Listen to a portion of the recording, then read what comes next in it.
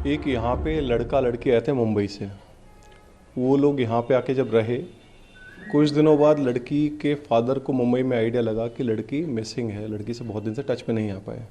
तो लड़की के फादर मुंबई पुलिस में गए मिसिंग रिपोर्ट दर्ज कराने। उन्होंने आफ्टर इंक्वायरी फाइंड आउट किया कि लड़की की last location was in Delhi. तो हमारे पास पीएस मेहरौली में वो लोग आए और हमने फिर इमीडिएटली लीगल एक्शन इनिशिएट कर दिया इसमें। कहते हैं किसी भी कंट्री का सबसे सुरक्षित जगह, सबसे सेफ जगह अगर कोई होता है वो जगह होती है जहाँ पे उस कंट्री के प्रेसिडेंट हाउस हो या फिर प्राइम मिनिस्टर के घर हो, या फिर जैसे हमारा दिल्ली है कहा जाए, जैसे लोकसभा हो गया, विधानसभा हो गया, गृह मंत्रालय हो गया, यानी सारे जो देश के पावरफुल लोग जहाँ जिस जगह में उठते बैठते रहते हैं, तो कहा जाता है वो जगह सबसे ज़्यादा सेफ होता है। लेकिन हमारा हिंदुस्तान में ऐसा नहीं है, बिल्कुल उल्टा है। ये इसलिए कह रहा हूँ क्योंकि आज का जो केस है, आज का जो मामला मैं आप लोगों के सामने लाया हूँ और आप लोगों को जो बताने जा रहा हूँ, आपके रोंगटे खड़े कर देगी। इसी दिल्ली में 4 दिन पहले एक ऐसा मामला सामने आया है, हर कोई तंग रह गया। जो दिल्ली के अंदर ऐसा कैसे हो सकता है? दिल्ली के अंदर एक लड़का रोज रात को, मैं ये भी बता दूं, दिल्ली में कुछ टोटल 2 करोड़ की आबादी है पूरा दिल्ली में, और उसमें 90,000 पुलिसकर्मी है। अब 2 करोड़ वाला आबादी में 90,000 पुलिसकर्मी के बीच एक लड़का रोज रात को 2 बजे, वो भी रात को, दिन में भी होता तो चलो माना जाए, दिन में भीड़ भट्टा रहता है, लोग रहता है, काम धाम से निकालता है, लेकिन यहाँ रात को, रोज रात को 2 बजे निकालता है, अपने बैग कंधे पे लटकाता है, फिर घर से थोड़ी दूर जाता है और बैग से कुछ सामान निकाल के जंगलों में फेंकता, फिर वापस आ जाता है। ऐसा करीब 15 दिन तक चला। लेकिन उस बीच ना तो किसी पुलिस वाले ने उसको रोका और ना ही कोई आम इंसान ने उसको पूछा, क्योंकि उसका रेगुलर का रोज का जैसा ड्यूटी था और टाइम का बहुत ही पाबंद रोज कर रहा था। 15 दिन तक ये काम किया, फिर उसके बाद वो जो फेंकने का सिलसिला था, आखिरकार उसको 5 जून तक खत्म कर चुका था। फिर उसके बाद जो उसका काम था रेगुलर का, वो खत्म हो गया, फिर वो रिलैक्स करने लगा। आखिर वो लड़का उस बैग से क्या निकाल के रोज रात को भी 2 बजे जंगलों में क्या फेंकता था, ये बड़ी बात होती है। तो फिर चलिए जानते हैं आखिर ये मामला ऐसा क्यों है और क्यों नहीं रोकता था उस लड़के को, और उस लड़का को क्या पड़ी थी जो रोज रात को 2 बजे निकाल के और जंगलों की तरफ जाता, वो भी पैदल जाता। आज इसी केस के बारे में बात करेंगे। मैं नहीं, ये पूरा हिंदुस्तान का न्यूज़ में ये सनसनी केस खुलासा हुआ है जब ये लड़का को पकड़ा गया, और पकड़ने के बाद जब लड़का खुलासा किया, हर कोई तंग रह गया। आज इसी मामले के बारे में थोड़ा छानबीन करते और थोड़ा बातचीत कर लेते हैं। ये मामला शुरू होता है मुंबई, उससे भी पहले मुंबई के सटे पालघर से, महाराष्ट्र पालघर। पालघर में एक परिवार रहता है, विकास पालकर। विकास पालकर का परिवार, जिसमें टोटल कुल 4 लोग हैं। एक तो विकास घर का मुखिया हो गया, उसकी एक लड़की श्रद्धा, उसका एक बेटा और उसकी पत्नी सुमन पालकर। 4 लोगों का परिवार है। कुछ कारणों की वजह से विकास का इलेक्ट्रॉनिक शॉप है और कुछ नौकरी भी करता है, लेकिन कुछ कारणों की वजह से, कुछ फैमिली मैटर है या कुछ भी है, विकास अलग रहता है घर वालों से। और यहाँ सुमन, जो विकास के पत्नी होता है, सुमन अपनी बेटी और बेटा दोनों के साथ अलग रहते हैं। बेटी 28 साल की है, बेटा 23 साल का है। 2019 की बात, 18 की बात, 2018 में अब श्रद्धा पूरा पढ़ाई खत्म करने के बाद वो नौकरी की तलाश करता है, जॉब ढूंढने की कोशिश करता है। इतने में उसको मुंबई में जॉब लगता है एक मल्टीनेशनल कंपनी कॉल सेंटर में। अब पालघर से मुंबई उसको आना था, किसी के जरिए, किसी ना किसी कांटेक्ट के जरिए उसको मुंबई आना था। मुंबई आया, मलाड में, मुंबई मलाड, वहाँ पे आया, किसी से मिला, कई परिजन हो सकता है, किसी दोस्त वगैरह हो सकता है, उससे जरिए आया। अब वो मलाड में एक घर ले लिया रहने के लिए। अब उस मल्टीनेशनल कंपनी में जॉब भी करने लगी। अब मल्टीनेशनल कंपनी जो कॉल सेंटर है उस पर जॉब करते करते वहाँ पे और भी लोग काम करते हैं। वहाँ पे एक लड़का है, आफ्ताब आमीन पूनावाला, इसका पूरा नाम है आफ्ताब आमीन पूनावाला, आफ्ताब करके बुलाता है। तो आफ्ताब से श्रद्धा का मुलाकात होता है। ये जो पिक्चर देख रहे हैं ये आफ्ताब है और ये श्रद्धा है। जैसे श्रद्धा खूबसूरत है वैसे ही आफ्ताब भी हैंडसम टाइप का है। कई दोनों का आंखों ही आंखों में पहली नजर में प्यार हो जाता है, या फिर क्या, काम करते करते जैसा दोस्ती बनता है, एक ही जगह में काम करता है, ओबियसली बातचीत शुरू हो जाता है और फिर दोस्ती हो जाती है। ये दोनों के बीच में भी ऐसा ही हुआ।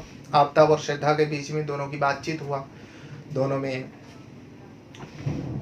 नज़दीकी बढ़ी और इतना करीब हो गया कि दोनों एक साथ रहने का फैसला कर लिया, एक ही रूम में, यानी लिविंग में। अब दोनों रहने लगे। इसी बीच श्रद्धा एक बार गांव गई, यानी गांव बोले तो पालघर गई, अपने घर माँ के पास, क्योंकि फर्स्ट टाइम मुंबई आई थी, ज़्यादा दिन रह नहीं पाई, माँ और भाई को छोड़ के मिलने गई। वहाँ जाके माँ को सारे बातें बताया, आफ्ताब के बारे में भी बताया, काम के बारे में भी बताया। और आफ्ताब के बारे में जब बोला, जो उसका माँ होती है सुमन, उसने रोका, क्योंकि श्रद्धा कह रही थी जो एक आफ्ताब है जो बहुत अच्छा लड़का है, मेरे उससे दोस्ती हो गई, हम दोनों एक ही घर में रहते हैं और मैं उससे शादी करना चाहती हूँ। ये सुनने के बाद सुमन कहीं ना कहीं, सुमन पालकर जो विकास पालकर का वाइफ और श्रद्धा पालकर की माँ, उसको समझाया। माँ का काम ही होता है समझाना। माँ समझाया, देखो बेटा ये गलत है, ये तो समाज के लिए भी गलत है और वो हमारे कास्ट का नहीं है, ये जोड़ी तो बिल्कुल बन ही नहीं सकते, तुम उससे भूल जाओ, अगर ऐसा है तो तुम वहाँ नौकरी छोड़ दो। लेकिन श्रद्धा पालकर जो है वो मानी नहीं। फिर कुछ दिन रहने के बाद घर में झगड़ा हुआ, यही सब बात को लेकर। वही सुमन पालकर अपने हस्बैंड विकास पालकर को फ़ोन किया, उसको भी बताया अपनी बेटी के बारे में जो ऐसा ऐसा है, तो उन्होंने भी समझाया। फिर ये जो समझाने का सिलसिला है, झगड़ा हो गया। फिर श्रद्धा पालकर जो है अपने माँ बाप से रूठ के झगड़ते हुए उन्होंने कह दिया, जो मैं जा रही हूँ वहाँ मुंबई और तुम लोग आज के बाद भूल जाना जो तुम्हारे कोई बेटी थी, कह के मुंबई आ जाती है। अब यहाँ पे पालघर से इसका रिश्ता नाता टूट गया, मुंबई आ जाता है। फिर वो आफ्ताब के साथ रहने लगती है, लेकिन माँ तो माँ होती है जो सुमन पालकर होते हैं। फिर कुछ दिन बाद माँ का फ़ोन आया, फिर श्रद्धा भी बात करने लगी, सब कुछ बात होता। सुमन पालकर बार बार समझाती बेटी को, लेकिन यहाँ श्रद्धा जो है मानने को तैयारी नहीं। इसी बीच 2020 आ जाता है, जो सुमन पालकर की डेथ हो जाती है। अब जब माँ की मौत हो गई ये सुना श्रद्धा ने, तो श्रद्धा फिर से पालघर गई। पालघर जाने के बाद जो भी रीति रिवाज होता है वो सारे निभाया, 2-4 दिन वहाँ पे रहा। बाप भी आया, जो अलग रहते थे विकास पालकर, अब जबकि उसकी पत्नी गुजर चुकी और दोनों बच्चे की माँ खत्म हो गई, इसीलिए वो अब परिवार के साथ अपने बेटा और बेटी के साथ रहना है भला समझा, तो वो घर पे आया। उस टाइम भी बहुत समझाया, लेकिन श्रद्धा जो है कुछ बात सुनने को तैयार ही नहीं था।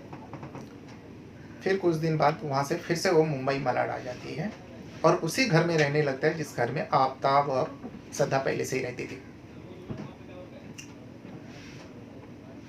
अब यहाँ पे भी आफ्ताब का जो फैमिली है, आफ्ताब का दोस्त, आफ्ताब का परिजनों से आहिस्ता आहिस्ता उसका भी बारे में सबको पता चल गया। जो आफ्ताब एक लड़की के साथ रहता है लिविंग में, जो हमारे कास्ट का नहीं है, यानी उनका कास्ट का नहीं है, ये सुन के कहीं ना कहीं आफ्ताब को भी घर वाले ने समझाने की कोशिश किया, यानी दोनों परिवार का, एक लड़की और दूसरा लड़के का परिवार भी ये नहीं चाहता था जो दोनों एक साथ आए, दोनों एक साथ रहे या दोनों के बीच में कोई रिश्ता रहे। ये समझाने का सिलसिला काफ़ी टाइम तक चलता रहा। जबकि श्रद्धा वहाँ से झगड़ा करके आ गया तो उसके बाप और भाई, माँ तो थी तो फ़ोन करती थी, हालचाल पूछ लेती थी। लेकिन जब से माँ गुजर गए, बाप और भाई दोनों को लगने लगा जो इतना समझाने के बाद भी नहीं समझ रहे तो हम लोग क्यों खबर ले उसका, तो उसका खबर लेना बंद कर दिया।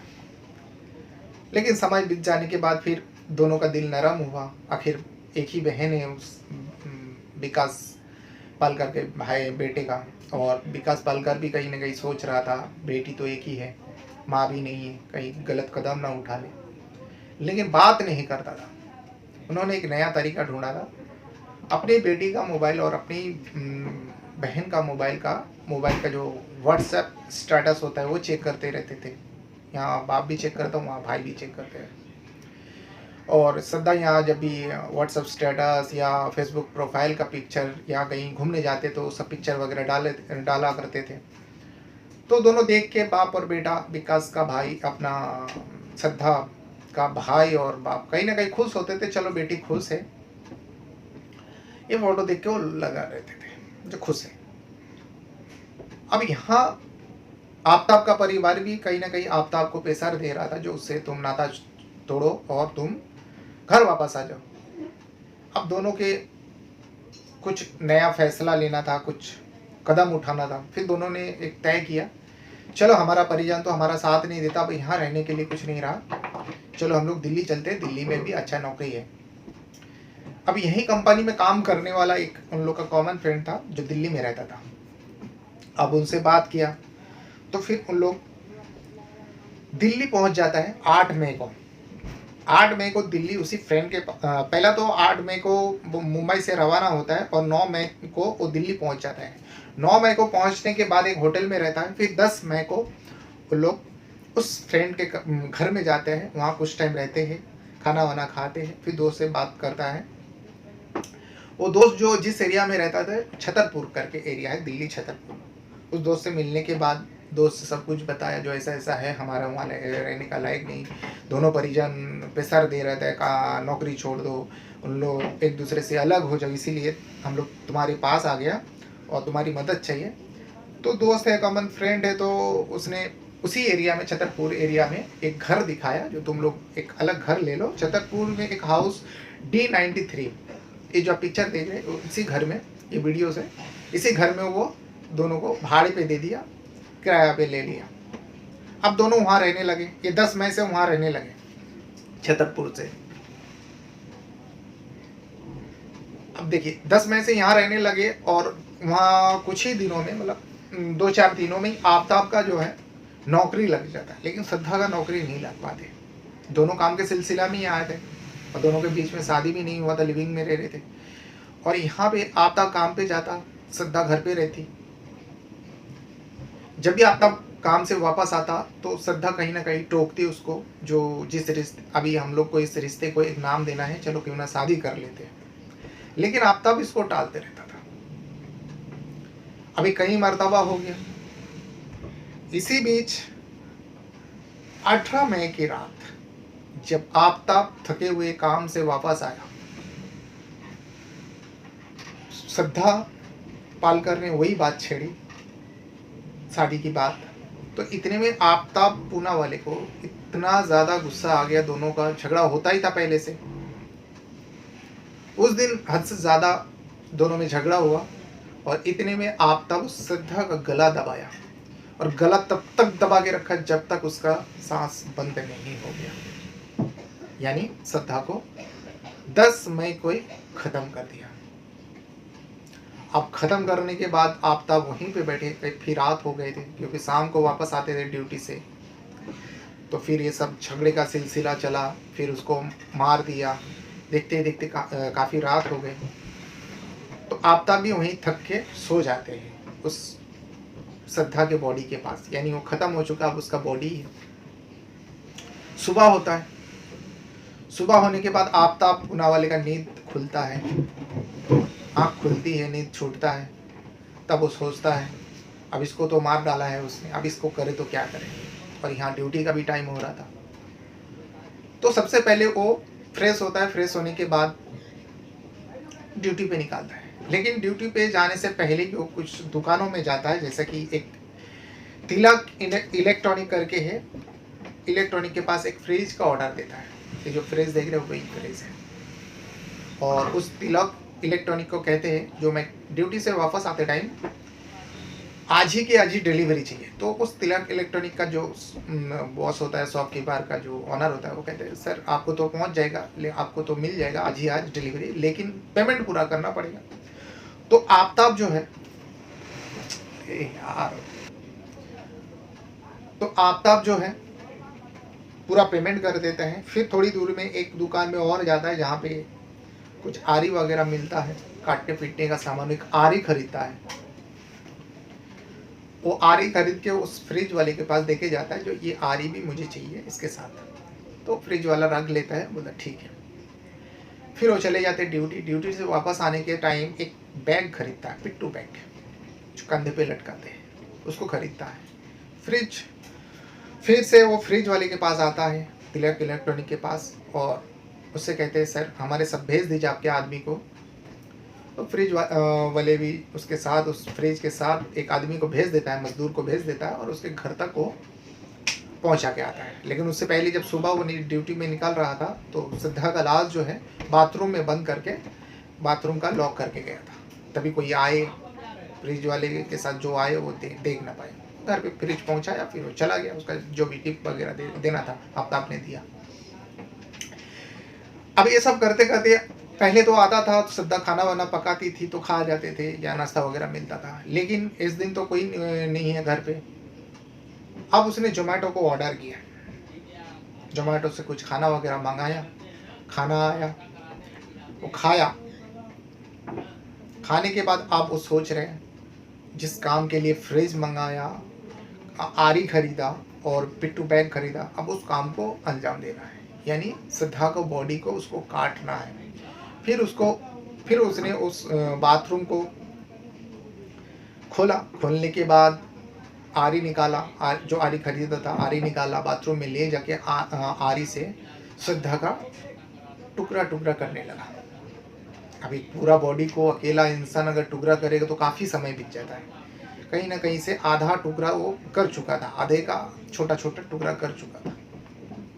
कहा जाता कुछ 35 टुकड़ा किया था, और इस टुकड़े करने में करीब उसको 3 दिन तक लगा था। यानी हर रोज ड्यूटी से वापस आने के बाद थोड़ा थोड़ा करके टुकड़ा करता था, और बाकी का जो पूरा हिस्सा है वो फ्रिज में रखा करते थे, और उस टुकड़े को भी अलग अलग पॉलीथीन से पैक करके फ्रिज में रखते थे, कहीं सड़ ना जाए और लोगों को बदबू ना लगे, इस वजह से। अब उसने प्लान के मुताबिक 19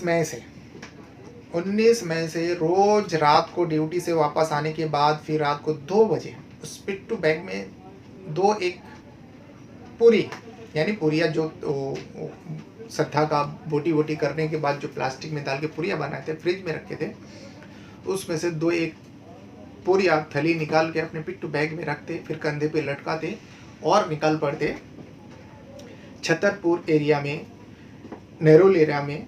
उस एरिया में थोड़ा जंगल जैसा है, घना जंगल है, और उसको अच्छी तरह से पता था, उसके घर से करीब थोड़ी दूर में था।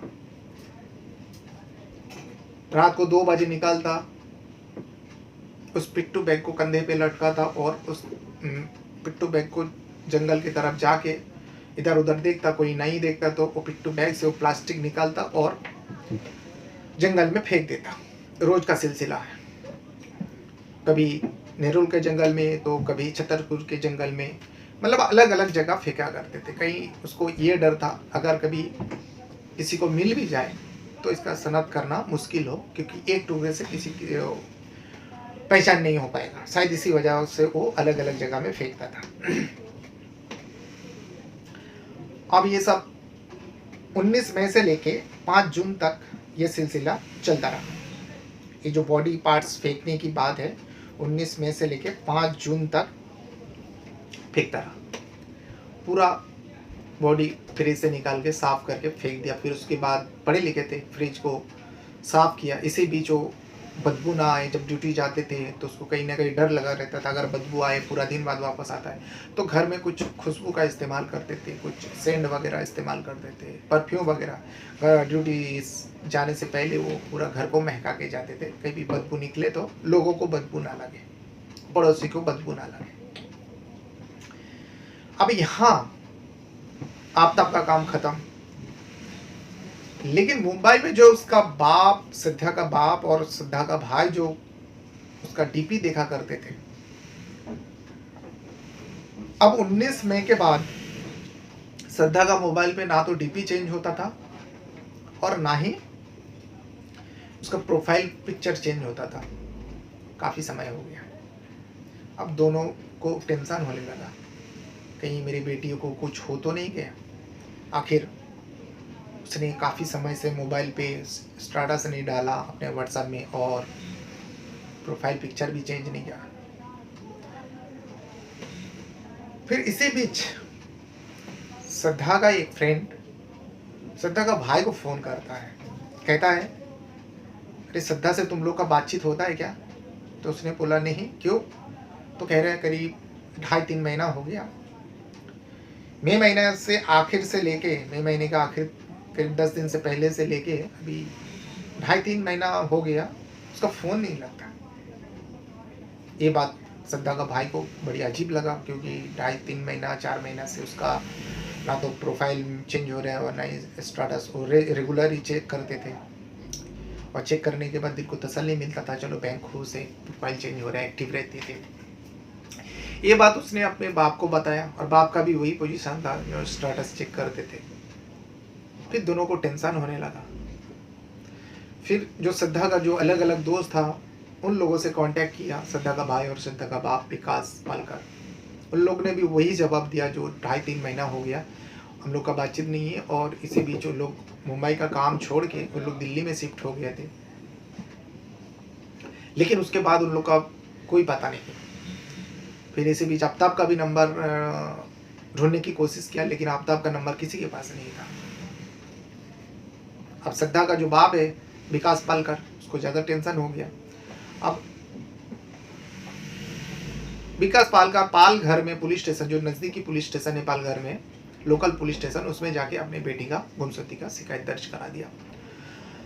अब शिकायत दर्ज जब कराया, फ़ोटो वगैरह दिया, पूरा डिटेल दिया और कहने लगे सर हम लोग से अलग होके वो मुंबई मलाड में रहते थे, फिर मलाड में जब उसका नौकरी छूट गई, नौकरी छोड़ के वो दिल्ली में छतरपुर में रहने लगे हैं, यहाँ तक मेरे को खबर था।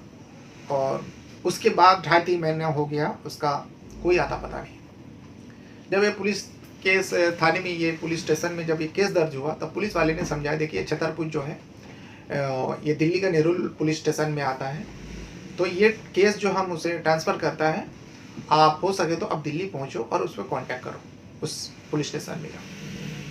बस ऐसे ही हुआ। कुछ दिन बाद विकास पालकर दिल्ली पहुंचता है और दिल्ली पहुंचते पालघर पुलिस अपना नेरुल पुलिस स्टेशन में पहुंचता है और बताता है जो पालघर पुलिस स्टेशन से आपके पास कोई केस का सिलसिला से मैं आया हूं, मैंने वहां पे गुमशुदगी का केस दर्ज करवाया था, वो आप ट्रांसफ़र करें आपके पुलिस स्टेशन में। तो उन्होंने देखा, बोला हाँ ठीक है। तो फिर उनसे फ़ोटो वगैरह लिया, उस श्रद्धा का मोबाइल वगैरह नंबर वगैरह लिया, लेकिन कोई नतीजा नहीं निकल पाया। फिर कहीं ना कहीं इसी बीच आफ्ताब का नंबर उस श्रद्धा का पिता को मिला था, विकास पालकर को।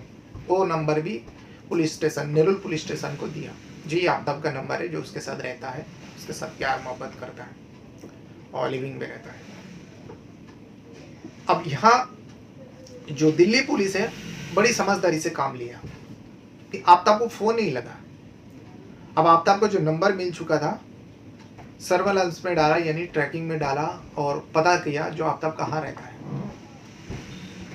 तो जब आफ्ताब का पता चला, पुलिस वाले 2 पुलिसकर्मी के साथ उसका फैमिली को लेके, यानी श्रद्धा का बाप और श्रद्धा का भाई को लेके वो आफ्ताब के घर पहुंचता है। वही छतरपुर में जो हाउस D93 में था, पहुंचता है तो जाके दरवाज़ा खटखटाता, दरवाज़ा खोलता तो देखता अंदर आफ्ताब बैठा है। तो आफ्ताब से पूछताछ करता है जो तुम्हारे साथ एक लड़की रहती थी श्रद्धा पालकर, वो कहाँ है? ये उसके पिता है, क्योंकि आफ्ताब इससे पहले मिला नहीं था उससे, ना तो पिता से मिला था, ना तो भाई से मिला था। ये श्रद्धा का पिता है और ये श्रद्धा का भाई है। गुमशुदगी का रिपोर्ट लिखाया, मुंबई से ढूंढते हुए यहाँ दिल्ली तक पहुँच गया। तो श्रद्धा कहाँ है? तो फिर आफ्ताब कहने लगे, देखिए सर, हम लोग जब मुंबई से दिल्ली आए थे मई महीने को, 10 मई को हम लोग ये घर किराया पे लिया, लेकिन कुछ ही दिनों में, 2-4 दिनों में हम दोनों के बीच में झगड़ा हुआ, अक्सर होता था। और उसके बाद वो घर छोड़ के चली गई, कहती है कि मैं मुंबई वापस से आ रहा हूँ, ये कह के चली गई थी। उसके बाद हमें पता नहीं, हम कई मरतबा ट्राई किया उसका फ़ोन लगाने की, लेकिन उसका फ़ोन स्विच ऑफ आ रहा है। तो पुलिस वाले ने आफ्ताब का फ़ोन लिया, चेक किया, जो 19 मई से लेके आफ्ताब ने एक बार भी ट्राई नहीं किया था श्रद्धा को फ़ोन करने की। कहीं ना कहीं आफ्ताब झूठ बोल रहा था, पुलिस वाले को लगा। तब पुलिस वाले को थोड़ा डाउट हुआ आफ्ताब के ऊपर। फिर आफ्ताब को वहाँ से अपने घर से लेके उसको नेहरू पुलिस स्टेशन लेके जाता है, और इस बार तमीज़ से, यानी पुलिस वाले का जो शक्ति होता है, पुलिस वाले का जो डाउट, शक के बिना पर जो पूछताछ होती है, उस हिसाब से पूछा तो आफ्ताब ने सारी बातें बताए। जो ऐसा बात बताया शायद दिल्ली पुलिस के लिए बहुत ही शर्मसार, क्योंकि शर्मसार इसलिए मैं इस लफ्ज़ को यूज़ कर रहा हूँ क्योंकि उसी दिल्ली के अंदर रात को 2 बजे करीब 15 दिन तक एक इंसान की टुकड़ा टुकड़ा करके पुलिस वाले के सामने से ही रोज रात को जाता था, फेंकता था, लेकिन किसी पुलिस वाले ने उसको एक बार भी ना रोका, ना टोका, ना पूछा। जो आखिर दिल्ली के अंदर रात को 2 बजे, इसीलिए मैं शुरुआत में ही बोला था, दिल्ली में आप सोचो, प्रेसिडेंट है, प्राइम मिनिस्टर है, सब जितने पावरफुल लोग रहते सब दिल्ली में ही है। तो पूरा वाकया वो बताया कि मारने का वजह यही था, वो शादी के लिए बार बार हमें प्रेशर दे रही थी, और एक दिन हम दोनों में बहुत झगड़ा हुआ, और उस झगड़े के बीच में हम उसे उसका गला दबाकर मार डाले। फिर उस पूरा वाकया बताया। ये सुनने के बाद श्रद्धा का बाप और भाई बहुत ही टूट गया, क्योंकि बहुत समझाया था अपने बेटी को। इसीलिए मैं हमेशा कहता हूँ, अपने परिजन का बात सुननी चाहिए, परिजन के साथ रहना चाहिए, परिजन का ख्याल रखना चाहिए, परिवार का साथ हमेशा खुल मिल के रहिए। परिवार के साथ जो माँ बाप होते हो, जो समझाते, अच्छे के लिए समझाता है, का श्रद्धा समझ जाती तो शायद उसका जान बच जाती, लेकिन अंधा प्यार ही है। ये अंधा प्यार के नतीजे ही श्रद्धा को मौत के मुंह में ढकेल दिया।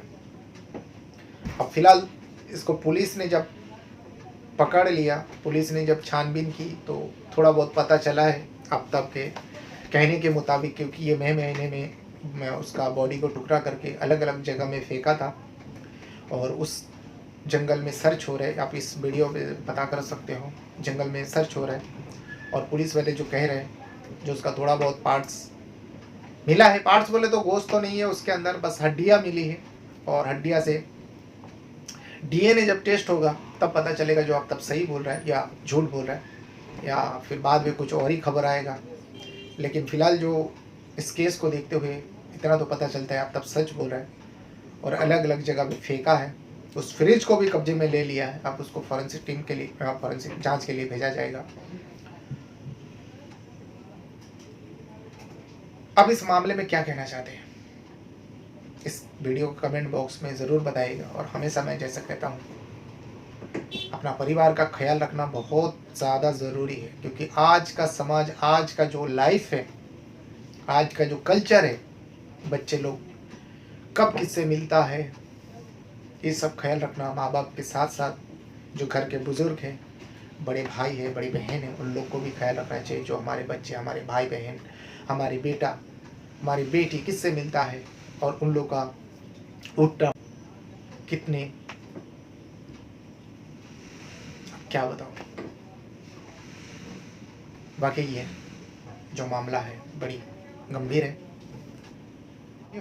बहुत बहुत धन्यवाद आपका इस वीडियो को देखने के लिए। मेरे पास शब्द नहीं है